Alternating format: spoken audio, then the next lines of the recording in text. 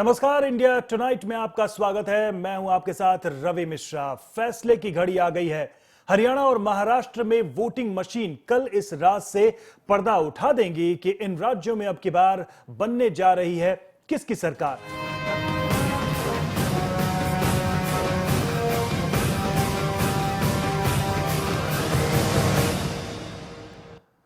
जी हां, तो कल पता चल जाएगा कि महाराष्ट्र और हरियाणा में राजनीति का ऊंट किस करवट बैठेगा। साफ हो जाएगा कि क्या एक बार फिर भारतीय राजनीति में चला है मोदी का मैजिक। एग्जिट पोल तो इस तरफ ही इशारा कर रहे हैं और अगर यह मैजिक चला तो बीजेपी जीती तो फिर बड़ा सवाल यह कि कौन बनेगा मुख्यमंत्री। पहले बात करते हैं महाराष्ट्र में मुख्यमंत्री पद के दावेदारों की।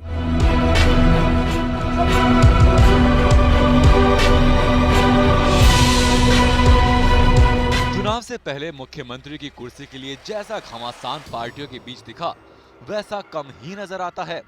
बरसों पुराने गठबंधन टूट गए। शिवसेना अपने नेता उद्धव ठाकरे के नाम पर अड़ी रही, जिसे बीजेपी ने पसंद नहीं किया। एनसीपी ने ऐसे ही संकेत कांग्रेस को दिए, जिसे कांग्रेस ने पसंद नहीं किया। सभी ने अलग अलग चुनाव लड़ा। फिलहाल हवा का रुख भांप कर कांग्रेस और एनसीपी के खेमे में सन्नाटा है। मूड अच्छा है बीजेपी का और दावेदारों के नाम यहीं से आ रहे हैं।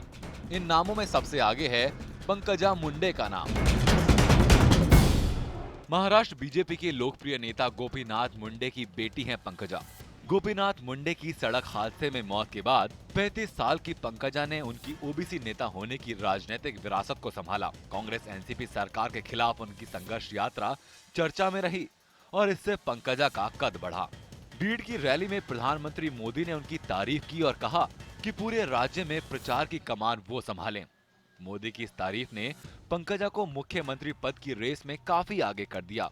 इससे पहले बीजेपी अध्यक्ष अमित शाह ने भी उन्हें महाराष्ट्र के पिछड़े वर्ग का नेता बताया था। खुद पंकजा ने कहा है कि अगर उन्हें जिम्मेदारी मिली तो ये उनके लिए सम्मान की बात होगी और ये उनके पिता को श्रद्धांजलि जैसी बात होगी। भाजपा का मुख्यमंत्री बनाने के लिए जरूर मैंने काम किया था और आज अगर उस प्रोसेस में मेरा नाम आगे आ रहा है तो ये मेरा बहुत बड़ा मैं सम्मान समझती हूँ। पार्टी के श्रेष्ठ नेता जो निर्णय लेंगे वो मुझे मान्य है। बीजेपी के संभावित सीएम उम्मीदवारों में देवेंद्र फडणवीस का नाम भी शामिल है। फडणवीस महाराष्ट्र बीजेपी के अध्यक्ष हैं। माना जा रहा है कि बीजेपी को सबसे ज्यादा सीटें विदर्भ से मिलेंगी, इसीलिए मुख्यमंत्री विदर्भ से होने के आसार ज्यादा हैं। फडणवीस विदर्भ के शहर नागपुर के हैं और इससे उनकी दावेदारी मजबूत हो रही है। फडणवीस आरएसएस के करीबी माने जाते हैं और पीएम मोदी और अमित शाह के भी। महाराष्ट्र बीजेपी के वरिष्ठ नेताओं में से एक हैं एकनाथ खड़से। उन्होंने कहा है कि पार्टी का हर फैसला उन्हें मंजूर है, लेकिन वो पार्टी के साथ 40 साल से हैं। ऐसे में सीएम पद पर उनकी दावेदारी भी बनती है। महाराष्ट्र के सीएम पद की रेस में केंद्रीय मंत्री नितिन गडकरी और प्रकाश जावड़ेकर भी शामिल हैं, लेकिन सूत्रों का कहना है कि राज्यों के मुख्यमंत्री पद पर दिल्ली से नेताओं को भेजने की कांग्रेस की परंपरा से बीजेपी बचना चाहती है। इसी वजह से गडकरी और जावड़ेकर की दावेदारी कमजोर मानी जा रही है। हवा में बीजेपी की जीत के साथ साथ महाराष्ट्र में किसी भी पार्टी को पूर्ण बहुमत ना मिलने की भी महक है। ऐसे में शिवसेना की भूमिका देखने वाली होगी। पार्टी ने खुलेआम कहा है कि वो उद्धव ठाकरे को महाराष्ट्र की गद्दी पर देखना चाहती है। बीजेपी से तल्खी के बाद अब पार्टी ने फिर से बीजेपी से दोस्ती की बातें शुरू कर दी हैं। एमएनएस नेता राज ठाकरे पहले ही कह चुके हैं कि जरूरत पड़ने पर वो उद्धव का साथ देंगे। ऐसे में उद्धव को भी सीएम पद की रेस से खारिज नहीं किया जा सकता। भारतीय जनता पार्टी के भले ही महाराष्ट्र के कई नेता मुख्यमंत्री क्यों न बनना चाहते हो, लेकिन गोपीनाथ मुंडे के निधन के बाद उनकी बेटी पंकजा मुंडे ने जिस तरह से संघर्ष यात्रा निकालकर महाराष्ट्र में अपनी ताकत दिखाने की कोशिश की है और विदर्भ में देवेंद्र फडणवीस ने जिस तरह से भारतीय जनता पार्टी को आगे बढ़ाने का काम किया है, ऐसे में पंकजा मुंडे और देवेंद्र फडणवीस दोनों ही प्रधानमंत्री नरेंद्र मोदी की पहली पसंद बने हुए हैं। ऐसे में अब देखना यह है कि आखिर इन दोनों में से किसके नाम पर प्रधानमंत्री नरेंद्र मोदी महाराष्ट्र के सीएम के लिए मोहर लगाते हैं। कैमरामैन रंजीत गुप्ता के साथ मनोज चंदेलिया, भास्कर न्यूज, मुंबई। और देश के आर्थिक रूप से सबसे खुशहाल प्रदेश हरियाणा में भी क्या खिलने जा रहा है कमल। कुछ एग्जिट पोल इसी तरफ इशारा कर रहे हैं। कांग्रेस की हुड्डा सरकार के लिए अच्छे संकेत नहीं है, और ये तो होता ही है कि जिसकी हवा होती है, नतीजा आने से पहले ही उस पार्टी से सीएम पद के दावेदारों की तेज आवाजें आती हैं। हरियाणा बीजेपी में भी ऐसे दावेदारों की कमी नहीं है। उधर त्रिशंकु विधानसभा की हालत में कांग्रेस और इंडियन नेशनल लोकदल के बीच समझौते के आसार हैं।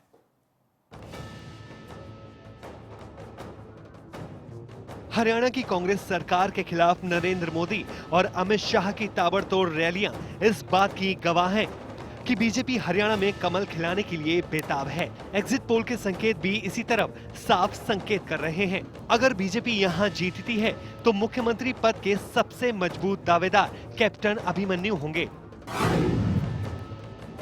कैप्टन अभिमन्यु ने बीजेपी के संगठन को मजबूत बनाने में बड़ी भूमिका निभाई है। वो पार्टी के यूपी और पंजाब के सह प्रभारी रह चुके हैं। वो राष्ट्र प्रवक्ता भी रह चुके हैं। जाट समुदाय से ताल्लुक रखने वाले कैप्टन अभिमन्यु को प्रदेश की कमान सौंपने का संकेत पार्टी अध्यक्ष अमित शाह ने प्रचार के दौरान दिया था। हमने कैप्टन अभिमन्यु को दिल्ली से यहाँ पर भेजा है कि यहाँ पर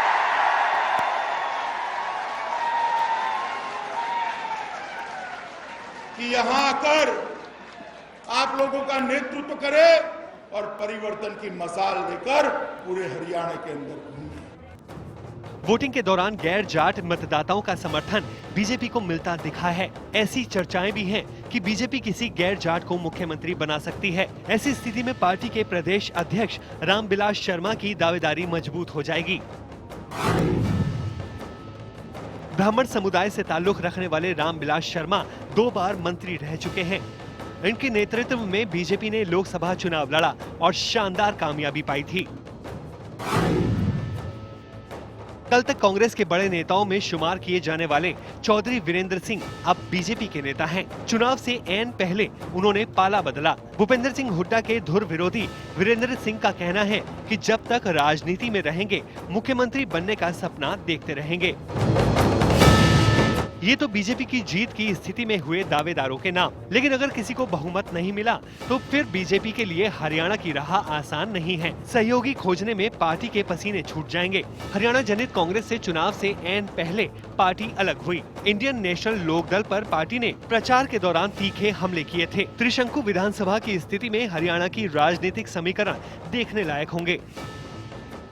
एग्जिट पोल के तमाम अनुमानों के मुताबिक हरियाणा में भारतीय जनता पार्टी ही एक ऐसी पार्टी है जो मुख्यमंत्री की गद्दी के बेहद नजदीक दिखाई दे रही है। लिहाजा मुख्यमंत्री पद को लेकर सबसे ज्यादा खींचतान भी भारतीय जनता पार्टी में ही चल रही है और कैप्टन अभिमन्यु को हरियाणा के मुख्यमंत्री पद का संभावित उम्मीदवार माना भी जा रहा है। बहरहाल अगले 24 घंटे में साफ हो जाएगा कि हरियाणा की गद्दी किसके हाथ लगती है। अभिनव उपाध्याय, भास्कर न्यूज, नोएडा। और अभी हमने आपको जो कुछ दिखाया उसमें कई बार एग्जिट पोल का जिक्र आया। दरअसल अगर एग्जिट पोल के नतीजे सही बैठे तो हरियाणा में मोदी मैजिक चलेगा और पहली बार बीजेपी की सरकार बनेगी। 90 सदस्यों वाली हरियाणा विधानसभा में पार्टी सीधे 4 सीटों से एक लंबी छलांग लगाएगी। वहीं महाराष्ट्र में भी बीजेपी सबसे बड़ी पार्टी के तौर पर उभर कर सामने आती दिख रही है। हालांकि यह कल साफ हो जाएगा कि वो बहुमत से कितने नजदीक या कितने दूर होगी।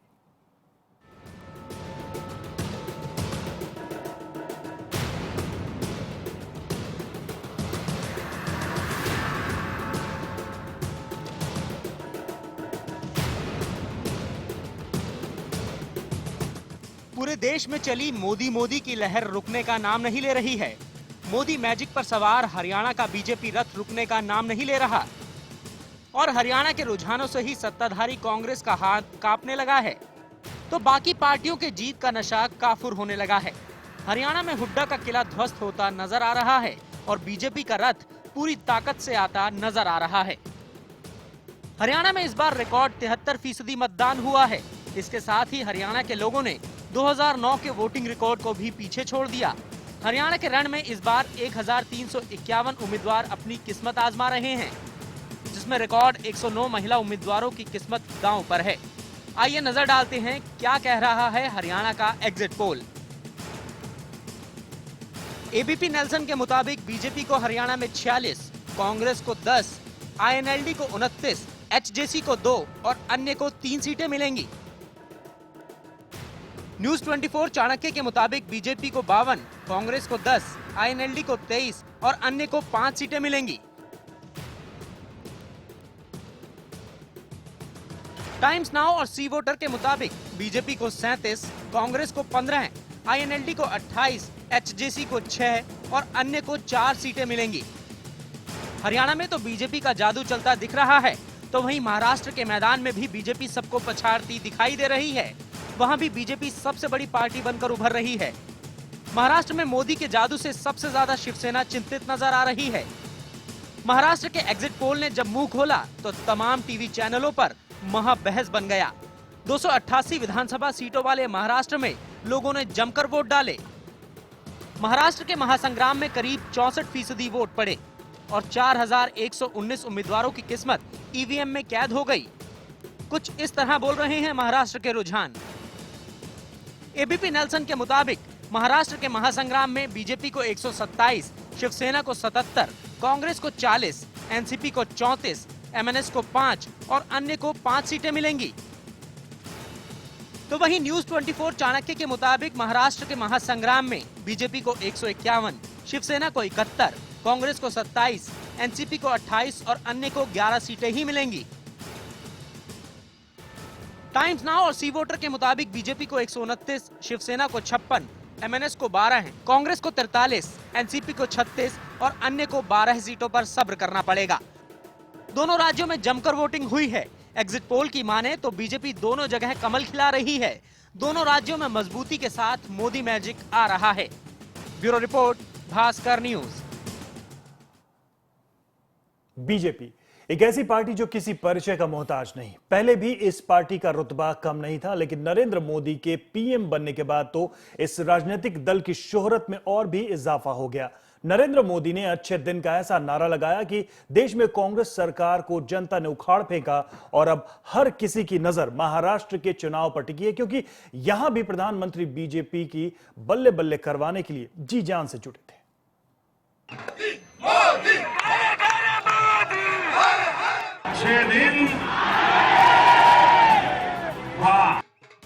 अच्छे दिन अब आने वाले हैं।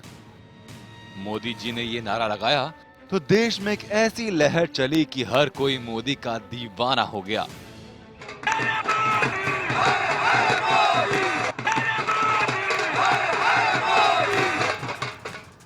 और मोदी को बहुमत देकर देश का प्रधानमंत्री बना दिया। और कुछ ही महीनों में महाराष्ट्र विधानसभा चुनाव होने के चलते बीजेपी ने प्रधानमंत्री को चुनावी अभियान का जिम्मा सौंपा। महाराष्ट्र में बीजेपी की अगर बात करें तो प्रमोद महाजन एक ऐसा चेहरा था जिसने महाराष्ट्र में बीजेपी की एक अलग पहचान बनाई थी। प्रमोद महाजन ने हिंदू हृदय सम्राट बाला साहब ठाकरे के साथ हाथ मिलाकर महाराष्ट्र में बीजेपी को और भी मजबूत बनाया, जिसके चलते केंद्र में और राज्य में 1995 में बीजेपी ने शिवसेना के साथ मिलकर सरकार बनाई, जिसमें उनका साथ दिया नितिन गडकरी और गोपीनाथ मुंडे ने।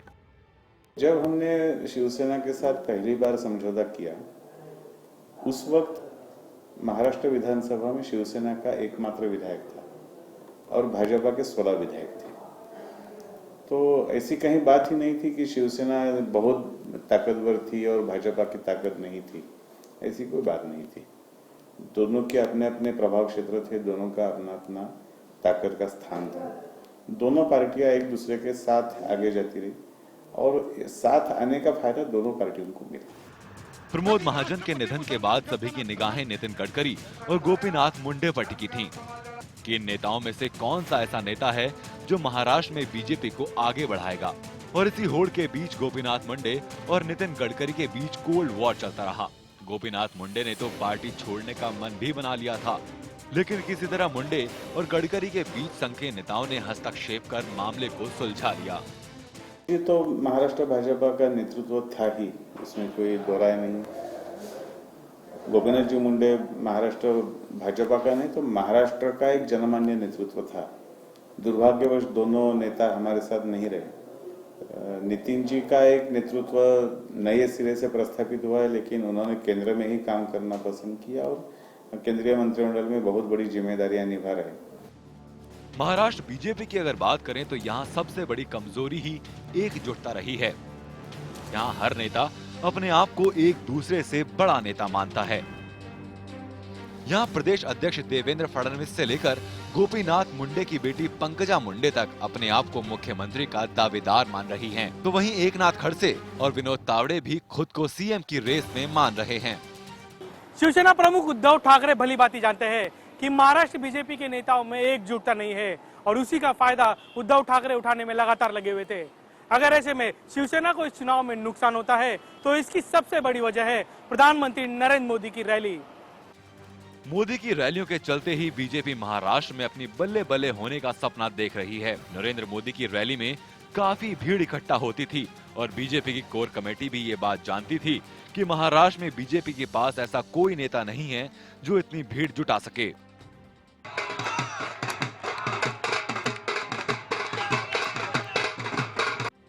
अगर बीजेपी महाराष्ट्र में सत्ता में आती है तो ऐसा माना जा सकता है कि सीएम के चयन में संघ की भूमिका अहम होगी और अगर ऐसा हुआ तो नितिन गडकरी को महाराष्ट्र का मुख्यमंत्री बनाया जा सकता है, क्योंकि संघ के नेताओं से करीबी संबंध के चलते ही नितिन गडकरी को बीजेपी का राष्ट्रीय अध्यक्ष भी बनाया गया था। अगर महाराष्ट्र में बीजेपी को सत्ता बनाने का मौका मिलता है तो बीजेपी के सामने सबसे बड़ी परेशानी होगी मुख्यमंत्री की कुर्सी, क्योंकि महाराष्ट्र के कई बड़े ऐसे नेता हैं कि वो मुख्यमंत्री का लगातार सपना देखते आ रहे हैं और बयानबाजी भी कर रहे हैं कि वो मुख्यमंत्री बनना चाहते हैं। ऐसे में कहीं न कहीं बीजेपी को बगावत का सूर भी देखने को मिल सकता है। कैमरामैन दिलीप पवार और रंजीत गुप्ता के साथ मनोज चंदेलिया, भास्कर न्यूज, मुंबई। और अब बात राज ठाकरे की तल्ख तेवर और मराठी अस्मिता को लेकर विशेष आग्रह राज ठाकरे के व्यक्तित्व और राजनीति दोनों का खास अंदाज है और अपने इसी मिजाज के बूते उन्होंने महाराष्ट्र की राजनीति में कम समय में बड़ा मुकाम हासिल कर लिया। अपने चाचा बाला साहब ठाकरे की परछाई नजर आने वाले राज ठाकरे ने भले ही राजनीति की दीक्षा बाला साहब से ली, लेकिन राज की राजनीतिक उड़ान को परखने में खुद बाला साहब भी चूक गए और जल्द ही महाराष्ट्र की राजनीति ठाकरे बनाम ठाकरे के आसपास घूमने लगी।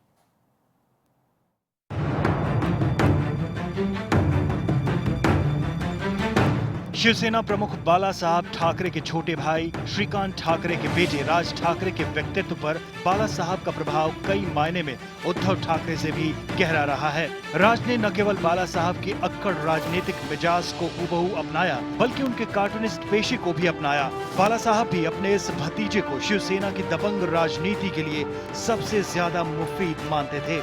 यही वजह है कि बाला साहब ने राज को राजनीति की बारीकियां बड़ी शिद्दत से सिखाई। राज बाला साहब की हर सभा में मौजूद होते। बाद में उन्हें शिवसेना के स्टूडेंट विंग की कमान भी सौंप दी गई।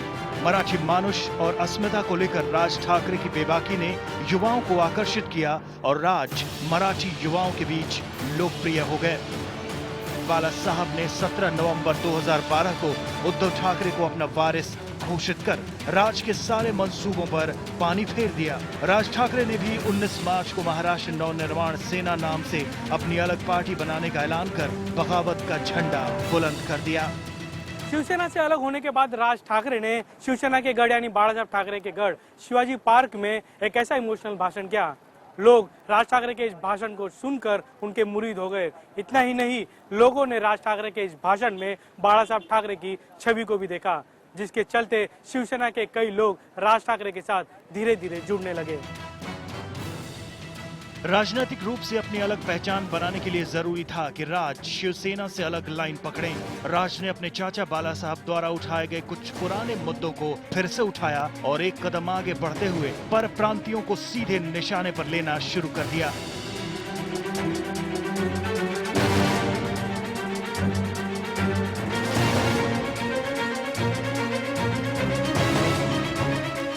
शुरुआती सफलता ने राज को अहंकारी होने की हद तक आत्मविश्वासी बना दिया। राज पर कार्यकर्ताओं से दूरी बनाने के आरोप लगने लगे। राजनीतिक नौसिखिएपन, अनुभवी नेताओं की पार्टी से दूरी ने उनके लिए मंजिल को और मुश्किल बना दिया। हालांकि टोल, मराठी भाषा और निजी कंपनियों के मराठियों के लिए आरक्षण जैसे मुद्दों को राज ने जिस तरीके से उठाया, उसने राज की साख को उठाने के बजाय गिराने का ही काम किया। मनोज चंदेलिया, भास्कर न्यूज, मुंबई। महाराष्ट्र की राजनीति में शिवसेना का जन्म मराठी हितों के सबसे बड़े पैरोकार के रूप में हुआ। बाद में शिवसेना ने हिंदुत्व के मुद्दे को अपने एजेंडे में शामिल कर पूरे राज्य में अपना विस्तार किया। 1966 में जन्मी शिवसेना 4 दशक की अपनी राजनीतिक यात्रा में कई पड़ावों से गुजरी। आज भी महाराष्ट्र में उसकी राजनीतिक जड़ें काफी गहरी हैं। आइए डालते हैं शिवसेना के राजनीतिक सफर पर एक नजर।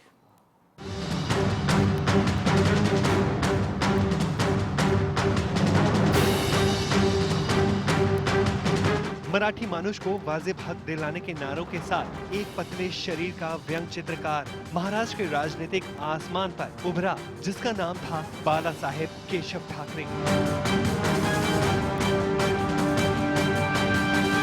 बाला साहेब ने मार्मिक पे प्रकाशित कार्टूनों के जरिए मराठी मानुष के हितों को राज भर में एक बड़ा मुद्दा बना दिया। मराठी मुद्दे पर मुखर हो चुके बाला साहेब बड़ी शिद्दत से एक ऐसे राजनीतिक संगठन की जरूरत महसूस कर रहे थे जो भूमि पुत्रों की आवाज को उठा सके। इसी मुद्दे को लेकर उन्होंने 19 जून 1966 को शिवसेना का गठन किया। 30 अक्टूबर 1966 को बाला साहेब ने शिवाजी पार्क में एक ऐतिहासिक रैली की, जिसमें उन्होंने मराठी हितों को लेकर अपनी आवाज बुलंद की।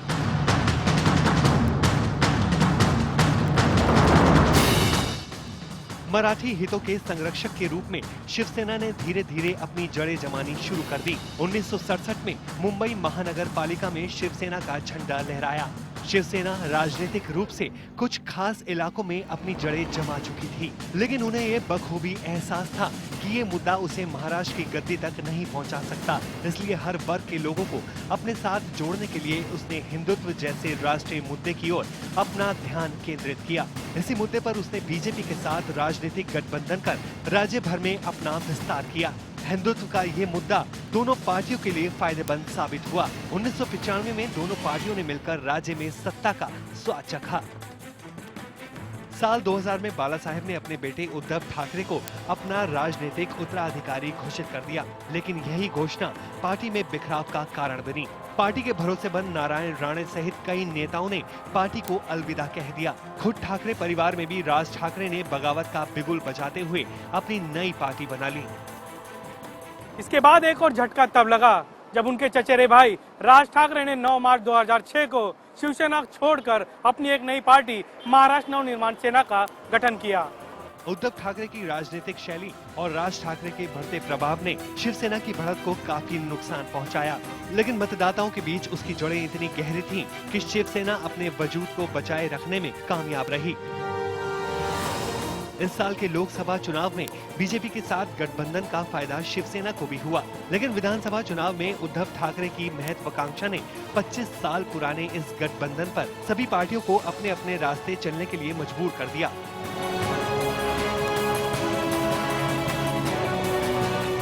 आखिर 25 साल पुरानी शिवसेना और बीजेपी की दोस्ती टूटी और दोनों ही पार्टियों ने इस चुनाव में अलग अलग लड़ने का निर्णय लिया। और अब इन दोनों पार्टियों में बड़ा कौन है, इसका महाराष्ट्र की जनता को बेसब्री से इंतजार है। चुनाव प्रचार के दौरान बीजेपी शांत दिखाई दी, लेकिन शिवसेना ने रोजाना बीजेपी पर तीखे शब्दों के वार किए। महाराष्ट्र में अपने आप को नंबर 1 कहने वाली और बीजेपी को छोटा भाई कहने वाली शिवसेना को अगर इन चुनावी नतीजों के बाद छोटे भाई की भूमिका अपनानी पड़े तो इसके लिए शिवसेना के वो नेता जिम्मेदार होंगे जिन्होंने समय समय पर उद्धव ठाकरे को सही जानकारी नहीं दी और उद्धव ठाकरे ने जिनकी बातों में आकर सही निर्णय नहीं लिए। कैमरामैन रंजीत गुप्ता के साथ मनोज चंदेलिया, भास्कर न्यूज, मुंबई। तो कल नतीजे आएंगे और साफ हो जाएगा कि आखिर महाराष्ट्र की इस लड़ाई में जीत किसकी होती, हार किसकी होती है। फिलहाल इस बुलेटिन में इतना ही, लेकिन भास्कर न्यूज पर खबरों का सिलसिला लगातार जारी है। नमस्कार।